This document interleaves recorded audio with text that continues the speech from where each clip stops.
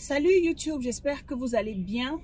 Aujourd'hui, je viens faire une vidéo très rapide pour parler aux jeunes et aussi aux entrepreneurs. Vous savez, dans le monde entrepreneurial, les chefs d'entreprise ont un véritable problème dont ils ne veulent pas tout le temps en parler. Et je vais commencer par m'adresser aux jeunes. Vous savez, quand tu es jeune, tu viens d'avoir ton diplôme, tu penses que tu es compétent, tu penses que tu as de l'expérience, tu penses que tu sais tout faire. Tu fais des demandes d'emploi, tu déposes les CV partout. C'est vrai, tu es confiant, c'est vrai. On t'a dit pendant ta formation que avec ce diplôme, je sais pas, ça peut être une licence, ça peut être un master, tu dois avoir minimum 300 000 par mois, tu dois avoir minimum 200 000 par mois, tu dois avoir minimum 500 000 par mois. C'est vrai, c'est bien beau. Sauf que tu ne connais pas les réalités du terrain, tu ne connais pas les réalités d'une entreprise, tu ne sais pas comment ça se passe, tu n'as pas d'expérience. Je ne vois pas un chef d'entreprise qui va recruter quelqu'un pour un domaine, je vais dire pour un domaine dans son entreprise, et au premier mois lui donner 400 000 francs.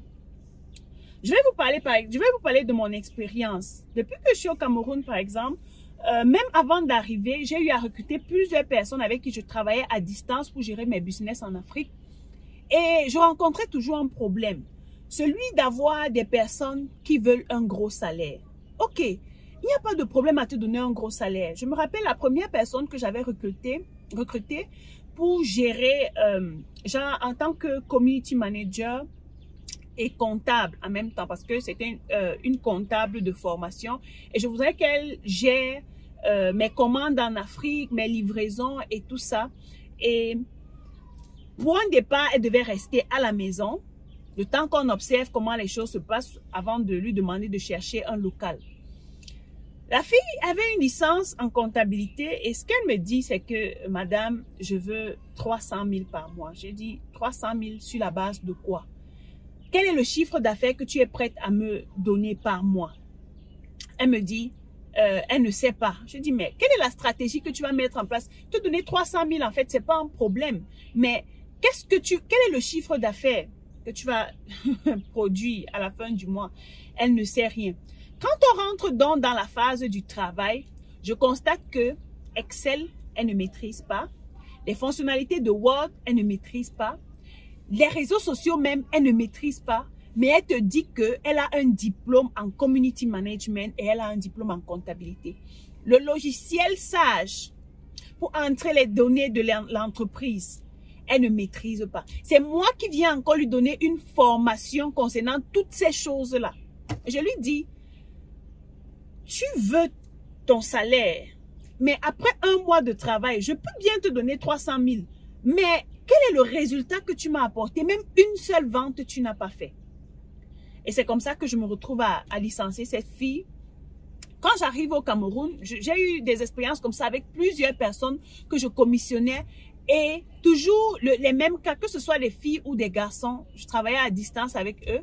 Il y a quelques personnes à qui j'ai vraiment fait confiance et qui sont des personnes vraiment de qualité et qui sont des personnes loyales jusqu'à aujourd'hui.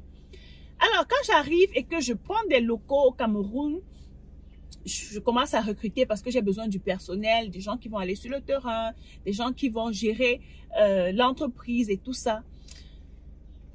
Je tombe sur d'autres personnes. Un autre cauchemar.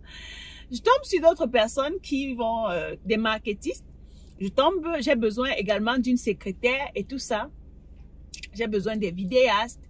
J'ai besoin des graphistes.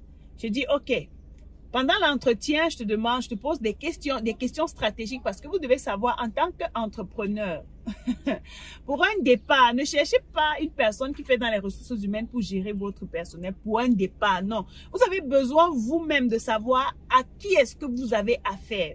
Pour le moment, je n'ai pas besoin de quelqu'un qui va gérer les ressources humaines. Voilà. Je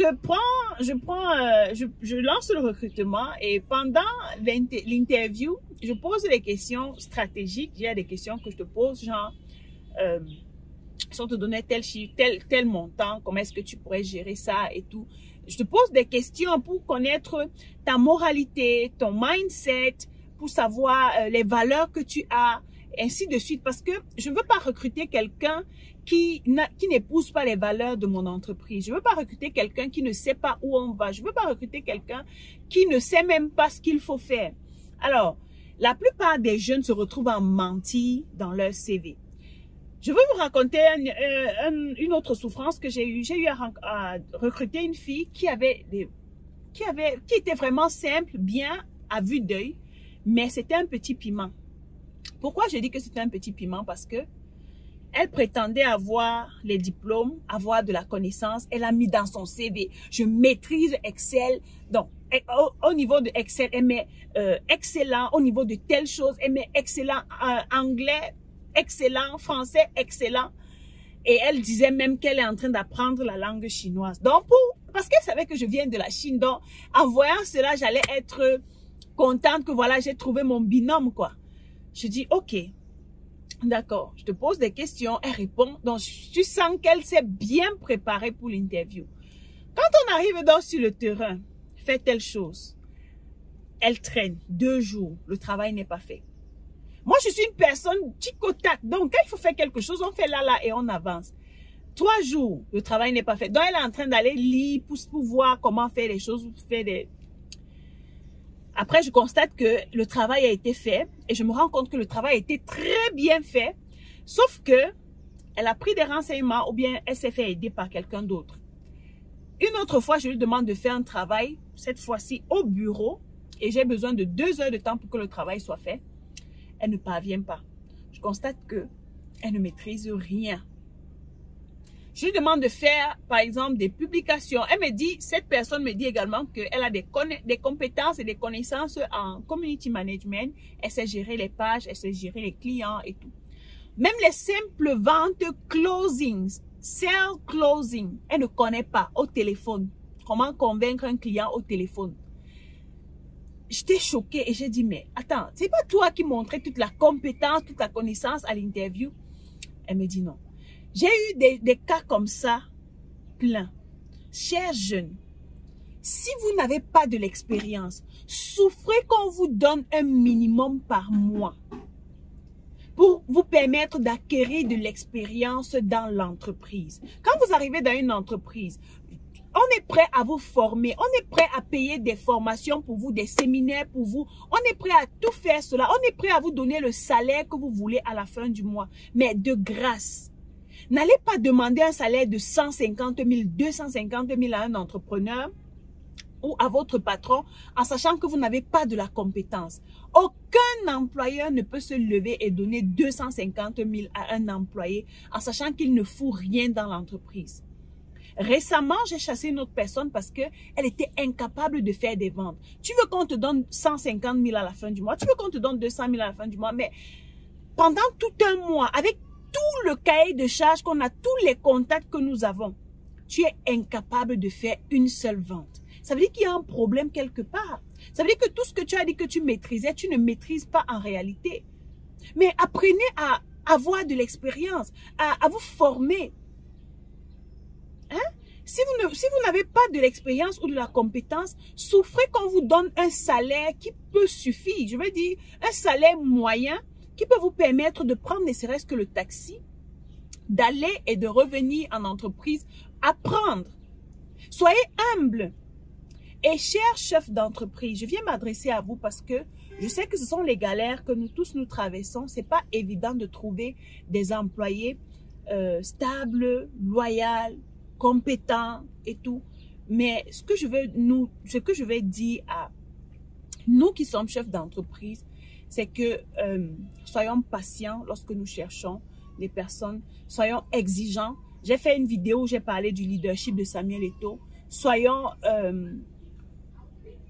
Soyons courageux parce que c'est pas toujours évident. Nous, entrepreneurs, nous traversons des galères que vous pouvez pas imaginer. C'est nous qui portons la vision. Et c'est de notre devoir de maîtriser le leadership, de savoir comment amener ces personnes-là à travailler.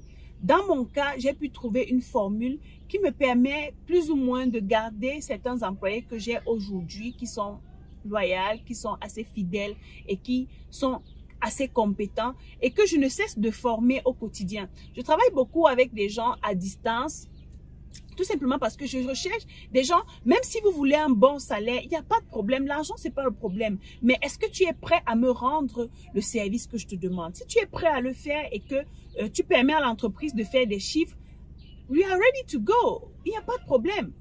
Donc, si toi également, tu es capable de faire des ventes, tu es capable d'apporter de nouvelles stratégies à l'entreprise et tout, nous ne faisons pas que dans les réseaux sociaux. On a plusieurs autres business que nous faisons derrière et c'est pas tout qu'on montre en fait. Donc, on a besoin en tant que chef d'entreprise d'une équipe compétente, dynamique, humainement bonne, comme Samuel Eto'o a dit. Et ce n'est pas toujours évident en tant que chef d'entreprise de pouvoir gérer tout cela. Si tu n'es pas un bon leader, tu vas laisser les conflits de ton équipe détruire ton entreprise et du jour au lendemain, tu vas mettre la clé sous le paillasson. Donc, chers jeunes, j'espère que vous avez compris la leçon. Si vous voulez les gros salaires, ce n'est pas un problème. Soyez compétents, soyez dynamiques, ayez des valeurs et soyez des personnes loyales. On va vous donner votre argent.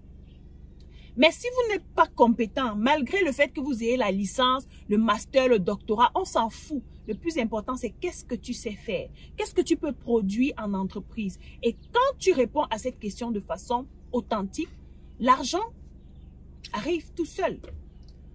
Chers jeunes, chers entrepreneurs, c'est le message que je venais vous passer aujourd'hui. J'espère que c'est entré dans les oreilles de quelqu'un et que ça va aider ou que ça va encourager certains entrepreneurs qui passent par les mêmes galères. Sachez que vous n'êtes pas seuls. Nous tous, on en souffre, même si on n'en parle pas. Mais j'ai décidé de percer l'abcès aujourd'hui parce que j'en ai marre. Ça en est de trop. Donc, c'est ce que je voulais partager aujourd'hui avec vous. Portez-vous bien. Il est 6 heures du matin et je suis en train d'aller faire une course très rapide avant d'aller me préparer pour le boulot. Portez-vous bien, à bientôt.